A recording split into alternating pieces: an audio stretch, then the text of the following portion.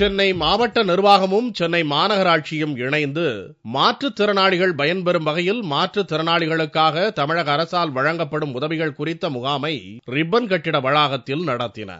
இந்த முகாமில் மாற்றுத்திறனுடையோர் ஓய்வூதிய திட்டத்தின் கீழ் செவித்திறன் குறைவுடையோருக்கும் வாய்பேச முடியாதவர்களுக்கும் தகுதிகள் அடிப்படையில் மாதம் 400 ரூபாய் வீதம் கிடைக்க சென்னை மேயர் சுப்பிரமணியன் ஆணைகள் வழங்கினார். இங்கே சென்னையிலே உள்ள மாற்றுத்திறனாளிகள், காது கேளாதவர்கள், வாய் பேசாதவர்கள் மற்றும் உயரம் குறைவாக இருப்பவர்கள், யானைக்கால் நோயினால் பாதிக்கப்பட்டவர்களை இங்கே வரவழைத்து அவர்களுக்கு அடையாள அட்டைகள் வழங்குதல், அரசு தருகிற உதவித்தொகை பெறுவதற்கான ஆணைகள் வழங்குதல், வேலைவாய்ப்பு அலுவலகத்தில் பதிவு செய்து கொள்வதற்கான அந்த முறைகளை ஏற்படுத்துதல், அது மட்டுமல்லாமல் பிரதமர் வேலைவாய்ப்பு திட்டத்தின் கீழ் உதவித்தொகை வழங்குவது போன்ற பல்வேறு நிகழ்வுகள் ஒரே குடையின் கீழ் இன்றைக்கு நடத்தப்படுகிறது.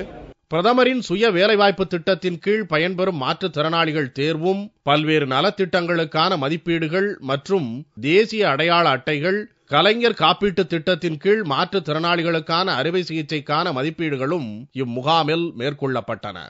இந்த சிறப்பு முகாமில் ஏராளமான மாற்றுத்திறனாளிகள் கலந்து கொண்டனர்.